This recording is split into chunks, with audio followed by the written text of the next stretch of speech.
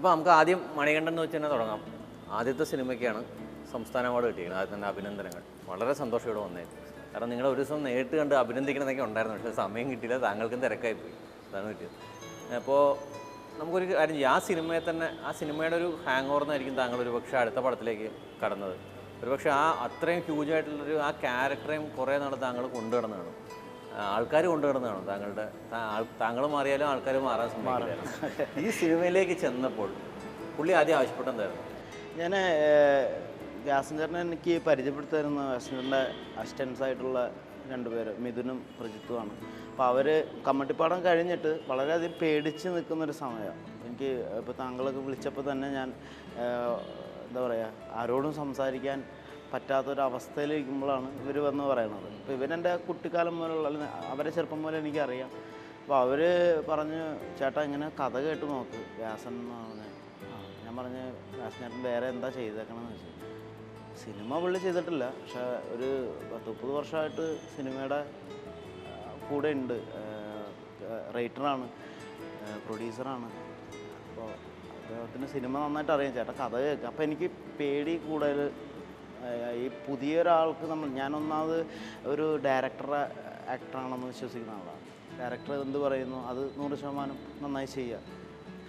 അപ്പോൾ അവന്മാരെ സന്തോഷിപ്പിക്കാൻ വേണ്ടി കഥ കേട്ടിട്ട് എങ്ങനെയെങ്കിലും ഊരാം എന്നുള്ള രീതിയിലാണ് കഥ കേൾക്കാൻ പോയത്. വ്യാസനേട്ടനെ കണ്ട് ഇരിക്കാൻ പറഞ്ഞ്, വ്യാസനേട്ടൻ സ്ക്രിപ്റ്റ് മറച്ച് നോക്കി, അല്ലെങ്കിൽ വേറൊരാളെ കൊണ്ട് വായിപ്പിക്കുകയോ അല്ലെങ്കിൽ സ്ക്രിപ്റ്റ് എന്നെ കൊണ്ട് വായിപ്പിക്കുകയോ ചെയ്തിരുന്നെങ്കിൽ ഞാൻ ചിലപ്പോൾ ഈ സിനിമ ചെയ്യില്ലായിരുന്നു. വ്യാസൻ കഥ പറഞ്ഞപ്പോൾ ഞാൻ കിടുങ്ങി എന്ന് പറഞ്ഞു കഴിഞ്ഞാൽ അത്രയും ഓരോ സീക്വൻസും അല്ലെങ്കിൽ ഓരോ നിമിഷങ്ങളും കൃത്യമായി വ്യാസൻ അറിയാം, കാണാപ്പാടം അറിയാം. ഒരാൾ കഥ പറയുമ്പോൾ കേൾക്കുന്ന ആൾക്ക് അത് കണ്ണിൽ കാണാൻ കഴിയുക എന്ന് പറയുകയാണെങ്കിൽ പറയുന്ന ആൾ ആ സബ്ജക്റ്റ് വർഷങ്ങളോളം കൊണ്ടു കിടന്നതായിരിക്കണം, അനുഭവിച്ചതായിരിക്കണം.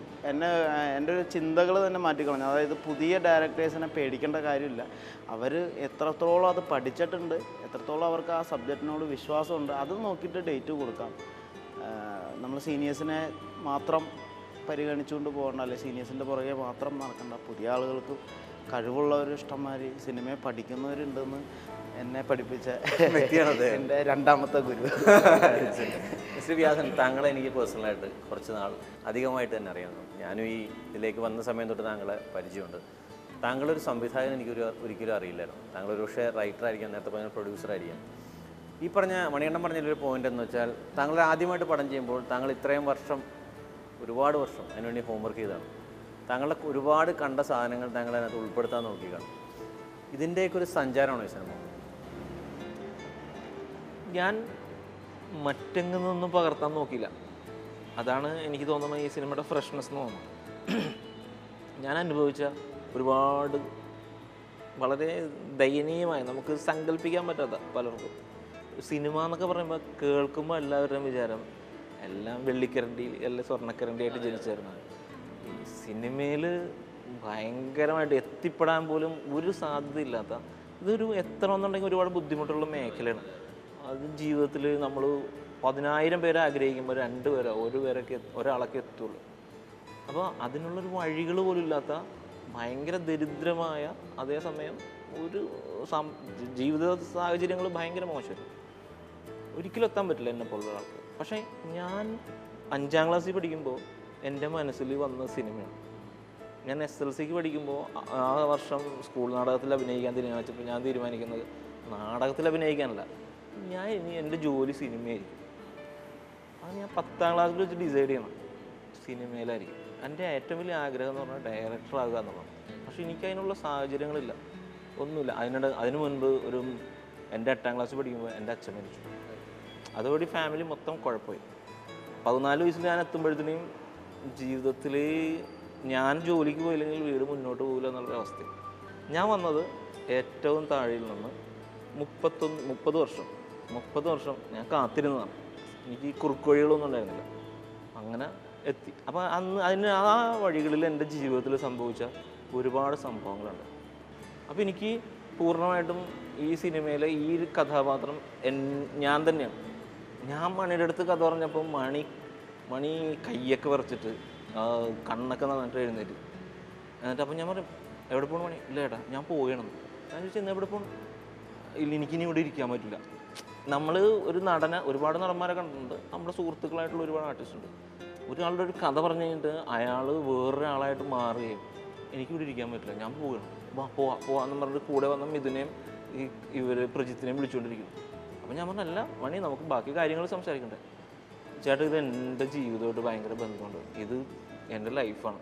Can you hear the vroom sound? Murugan asked me. Yeah, I replied. It's coming from the far end of the horizon. Let's get back to the shore before it rains. നിനക്ക് കാണണോ ഗോവ? ഇതല്ലേ ഗോവ? ഇതല്ല Goa. I didn't get your friend's name actually. He's Murugan, my only friend in Goa. നേരത്തെ പല അഭിമുഖങ്ങളിലും പറഞ്ഞിട്ടുണ്ട് ജീവിതത്തിൽ ഒരുപാട് കൈപ്പേറിയ അനുഭവങ്ങൾ, പിന്നെ ജീവിതത്തിലോട് മല്ലിടേണ്ടുന്ന ഒരുപാട് പ്രതിസന്ധി ഘട്ടങ്ങൾ, ഇതെല്ലാം തരണം ചെയ്തിട്ടാണ് താങ്കൾ ജീവിച്ചിരുന്നത്. പിന്നീടാണ് താങ്കൾ നടനായത്. ഈ ഓരോരോ അനുഭവങ്ങളാണോ താങ്കളുടെ നടനൊരു കരുത്ത് പകരുന്നത്? തീർച്ചയായിട്ടും നമ്മുടെ സ്ട്രഗിളാണ് പിന്നീട് അത് നമ്മുടെ സ്കില്ലായി മാറുന്നത്. കാരണം ഞാൻ എൻ്റെ ചെറുപ്പകാലങ്ങളിൽ അനുഭവിച്ച പല കാര്യങ്ങളും എൻ്റെ ക്യാരക്ടേഴ്സ് മുന്നിൽ ഇപ്പോൾ ഫസ്റ്റ് തിയേറ്റർ സീൻ കമ്മട്ടിപ്പാടത്തിലെ അത്രയും എനർജി അല്ലെങ്കിൽ അത്രയും ഈ ജൂനിയേഴ്സ് കൂടെയുള്ളവരൊക്കെ അവരൊക്കെ എന്തോ എന്നോട് ചെയ്ത പോലെ അവർ തരണം. എന്ന് വെച്ചാൽ എനിക്ക് അവരുടെ മുഖമൊക്കെ വേറെ പല മുഖങ്ങളാണ് തന്നെ. എൻ്റെ കുറേ ഫീലിങ്സുകൾ, കുറേ അടക്കി വെച്ച പല കാര്യങ്ങളും ഓപ്പൺ ചെയ്യാൻ പറ്റിയ ഒരു അവസരം. അതേപോലെ തന്നെ ഇപ്പോൾ മുരുകനിലാണെങ്കിലും ഏതാ ഇല്ല ബ്ലാക്ക് അടിച്ചിട്ടില്ല. മുരുകനിലാണെങ്കിൽ തന്നെ എനിക്ക് എൻ്റെ ആഗ്രഹങ്ങൾ അല്ലെങ്കിൽ അത് സീക്വൻസ് പറയാൻ പറ്റില്ല. സിനിമ ഇറങ്ങിക്കഴിഞ്ഞിട്ട് പറയുമ്പോഴാണ് അതിൻ്റെ ഒരു സുഖം. എൻ്റെ കുറേ ആഗ്രഹങ്ങൾ മുരുകനിലൂടെ ഞാൻ സാധിച്ചിട്ടുണ്ട്. ഫസ്റ്റ് നമ്മൾ സിനിമയിൽ വരുന്നതിന് മുമ്പ് ഈ അനുഭവിച്ച കുറേ കാര്യങ്ങളുണ്ടല്ലോ, ഇതൊക്കെ നമ്മളുടെ മാത്രം ഭയങ്കര പ്രശ്നമാണ്, നമ്മളുടെ വേദനയാണ് ഏറ്റവും വലിയ വേദന എന്ന് വിചാരിച്ചിരുന്നത്. പിന്നെ ഓരോരുത്തരെ പരിചയപ്പെടുമ്പോൾ അവരായിട്ട് ഭയങ്കര ഡീപ്പായിട്ട് പരിചയപ്പെടുമ്പോൾ ഇപ്പോൾ ഉന്നതങ്ങളിലിരിക്കുന്നവർ അല്ലെങ്കിൽ നല്ല എന്താ പറയുക വിജയേട്ടനൊക്കെ പോലുള്ള വലിയ പ്രൊഡ്യൂസർക്ക് തന്നെ അവരുടെ ഭാവിയിൽ അല്ല അവരുടെ ചെറുപ്പത്തിൽ അവരുടെ കഷ്ടതകൾ നമ്മൾ അനുഭവിച്ചതിൻ്റെ അപ്പുറത്താണ്. നമ്മൾ ഇപ്പോൾ കാണുന്ന വിജയ് ബാബു അല്ലെങ്കിൽ ഇപ്പോൾ കാണുന്ന വ്യാസൻ അല്ലെങ്കിൽ ഇപ്പോൾ കാണുന്ന വലിയ താരങ്ങൾ അവരങ്ങനെ ആരും ഒരു സുപ്രഭാതം കൊണ്ട് നമ്മൾ FB-ലൊക്കെ നമ്മൾ എന്തെങ്കിലും ഒരു മറുപടി എന്തെങ്കിലും ആർക്കെങ്കിലും നമ്മളൊരു പേജിലൊരു റിപ്പോർട്ട് ഉണ്ടാകും, നീയൊക്കെ സിനിമയിൽ വെള്ളിക്കരണ്ടിയായിട്ട് ജനിച്ചവനൊക്കെ മറ്റുള്ളവരുടെ വിഷമം അറിയില്ല എന്ന് പറയും.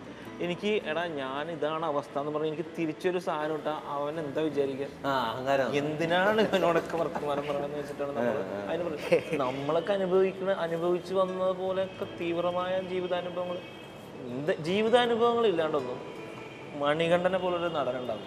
ഈ സിനിമയുടെ എത്ര നമ്മൾ ഈ അതിജീവനത്തിൻ്റെ കഥ പറഞ്ഞാലും സിനിമ ഒരു വെളിച്ചം തന്നെയാണ്, ഒരു ഫെയിമിലേക്ക് നമ്മൾ ഉയർത്തുന്ന ഒരു സാധനമാണ്. സിനിമ ഈ മണികണ്ഠനെ മാറ്റിയിട്ടുണ്ടോ?